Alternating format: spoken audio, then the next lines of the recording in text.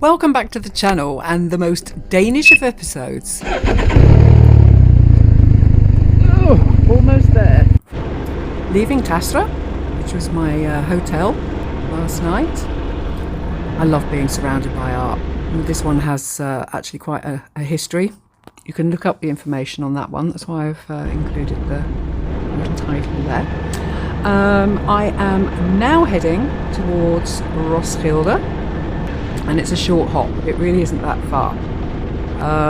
And I'm going to be visiting a Viking museum. So again, it's a pretty straightforward route, pretty much straight through.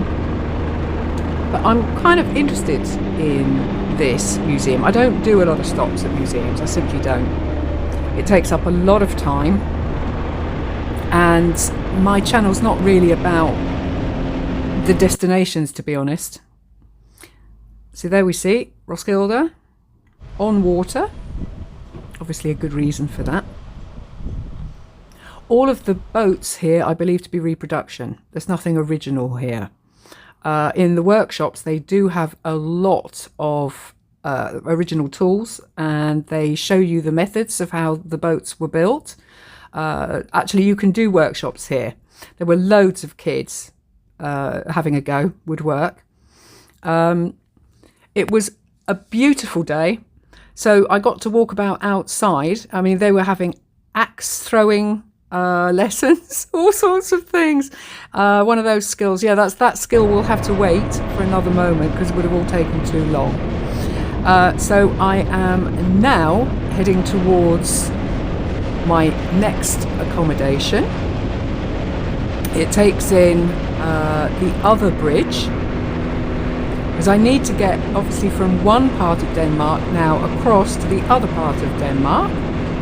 And in my last episode I kind of not exactly mixed up the bridges. Obviously the bridge was where the bridge was, only the clip that I showed you was actually the second bridge, not the first bridge. First bridge is Malmö to Copenhagen.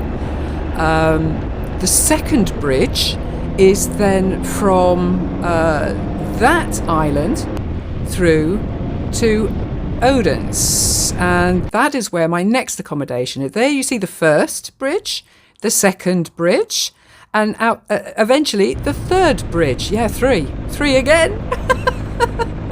So what I wanted to show you was actually this. This is what you're confronted with when you approach the bridges.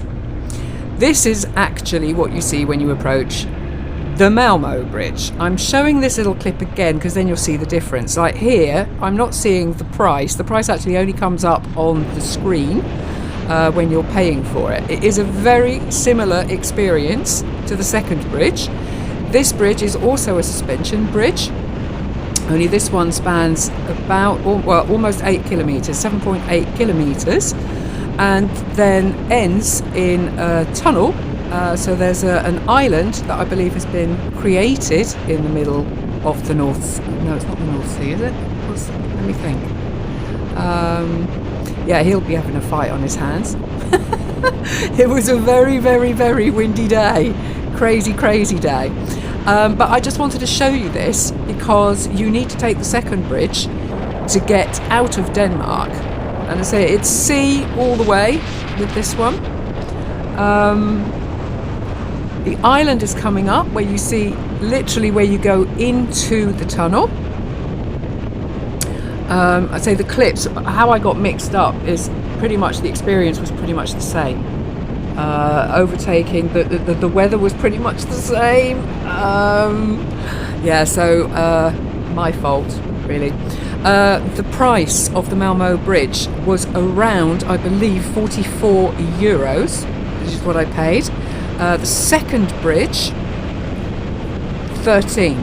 So there is a difference. This is the point, obviously, where you go into the tunnel. And I just wanted to show you that so that you understand kind of the concept of half the journey being bridge and the rest tunnel. This was it, basically.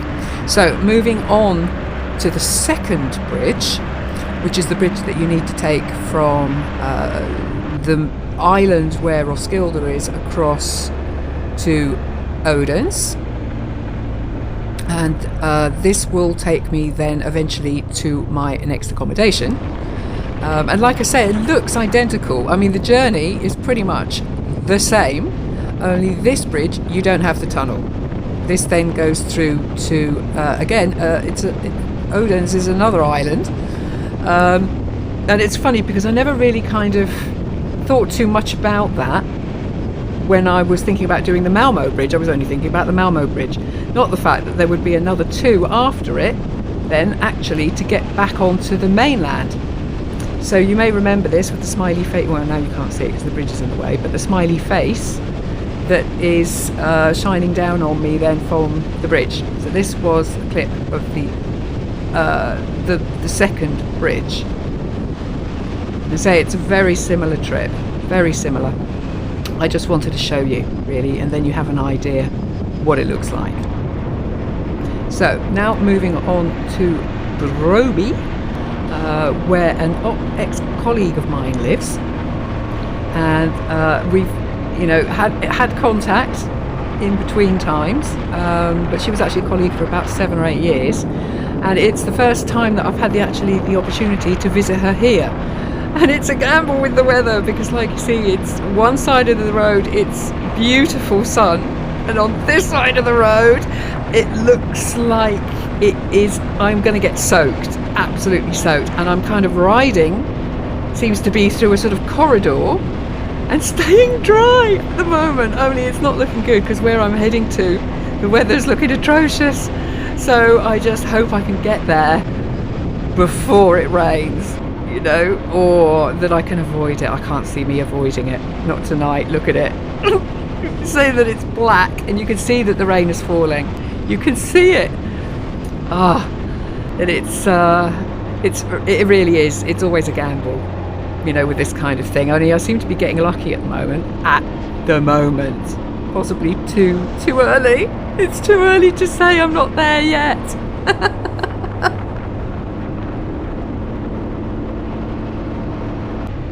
And this is what I mean. Look, the ground is wet here. There are puddles everywhere. And I'm thinking, right, I haven't actually had rainfall yet. I am still lucky. I am still getting extremely lucky. And we're not that far away now. And I'm still looking at the sky thinking, am I going to make it? Am I going to make it? I mean, to be honest, it's not that bad, because I know I'm now going to the accommodation. It's not like I'm going to get soaked and then spend the rest of the evening, riding and getting cold and all that kind of thing. It's not that cold now, but look, it does look like they've had a lot of rain, an awful lot of rain. So I am just literally wringing my hands that it stays this way. There's not so much blue sky anymore, but I'm almost there. So, and trying not to get too wet, to be honest, because I haven't actually got my wet weather gear on. I couldn't be bothered to stop. That's a leap of faith. But at least you know that you're there. Spot the cow, yeah. She said, look for the cow. So I found the cow.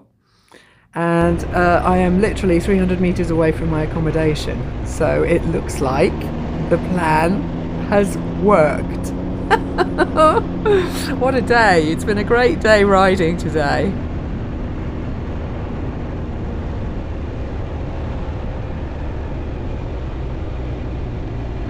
And this must be it. Wow.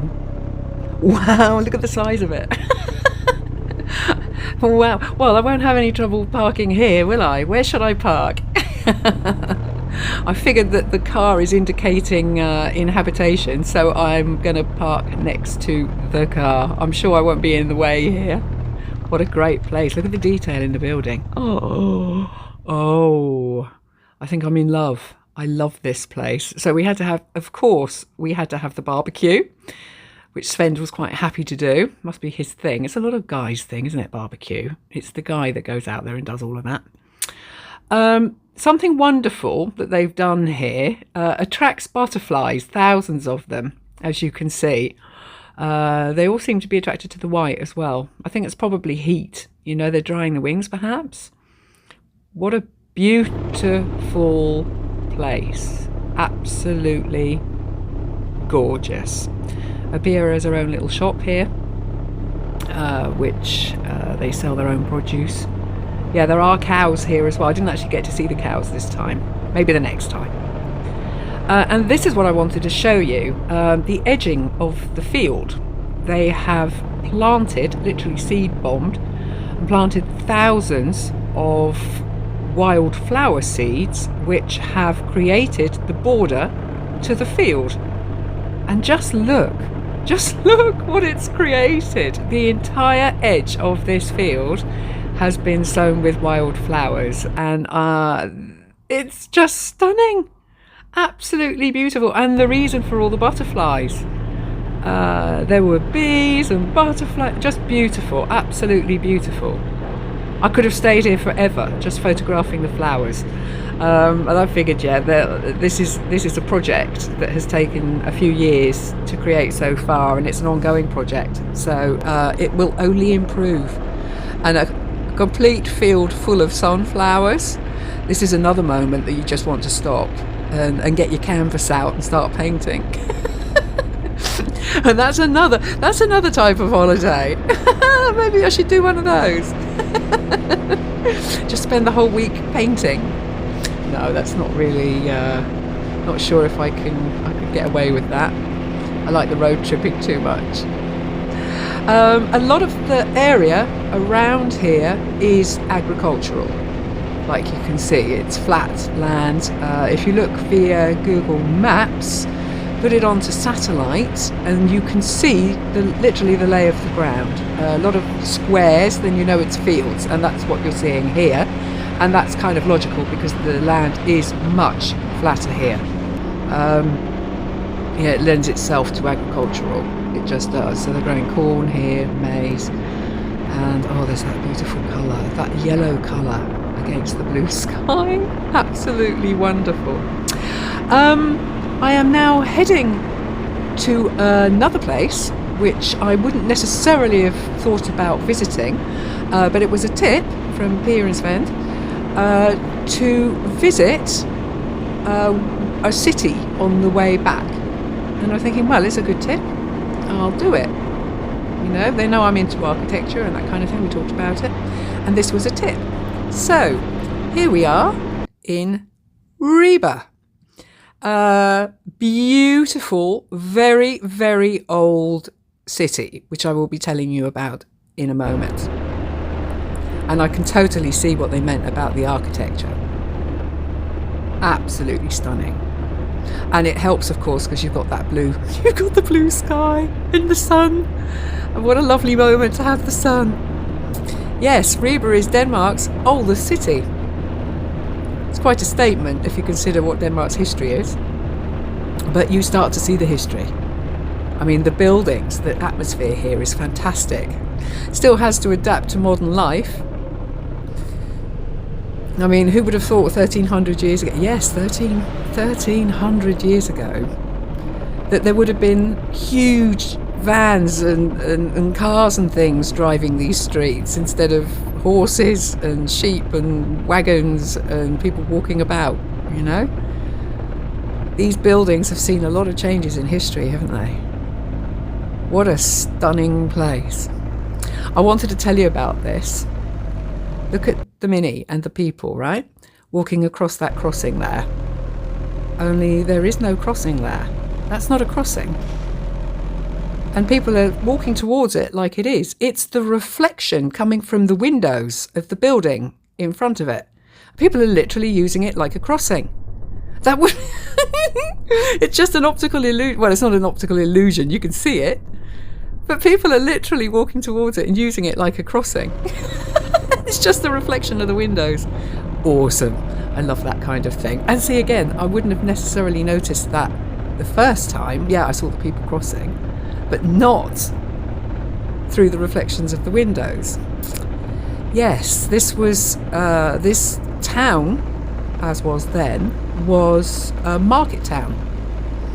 You could reach it via the river Ribe, which is now no longer possible because the river itself has silted up in the years, which is a shame really, because that would give this place another edge, wouldn't it? Just look at this. Absolutely beautiful, and in the sun. You know, look at the weather I've got. The cathedral itself, which is here on the left, this is the building that you're seeing in the middle of the square, has a very rich history. I won't go into all of that now,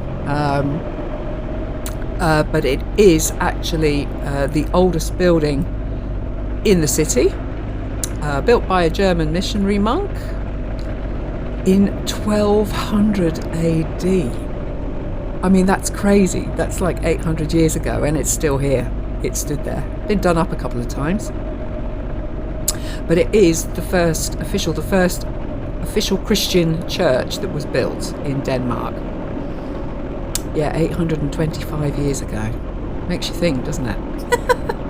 So anyway, this was a very good place for a coffee. I'm surrounded by places to have a coffee, so I did. I went and sat down and just enjoyed the moment. You know, it's been a little ride, and the weather is just too good not to enjoy it. And this was my view from the little cafe where I got my coffee. Oh, I can think of worse views. That's actually a hotel. I believe it to be from the 1700s, so that would be a great place to stay. Probably look it up. It's probably on Booking. You could find it on internet anyway. So now, having visited Ribe, I have decided to take a slightly more countrified route to my next accommodation. I've been on the motorway a lot today, and I really want to see a bit of country roads and things, so I'm gonna stop and look for a slightly different route, and I want to take I have to get back to Hamburg, and Hamburg is a pain because you have to get past it. So what I will be doing is finding an accommodation closer to Hamburg, and then we'll see if I can get back to the Netherlands in one hit. Probably not. Plus the fact that the time seems to be flying now, and I don't necessarily want to get back that quickly. See, it shows you how narrow the roads are. Huh? It's not really. It is a two-way road, but if something's parked there, it's suddenly a one-way road. Always something that you have to be aware of with the older cities. I believe this to be the River Ribe. This was the original access to the city from the sea, and that, like I said, is now no longer possible. I say it is a shame, because, you know, if you had that as well, you could have boat trips and things going in and out. That would be a tourist thing, wouldn't it? So anyway, now I'm heading off to my last accommodation in Denmark, and I hope it's given you an idea of some of the hidden gems. There may be just fields here, this is in this area, but if you can come across little places like this, wow, so worth the journey. So thank you again for joining me this episode. The next episode will be the final episode of this tour. So I hope you can join me, and I will see you next time. Bye for now.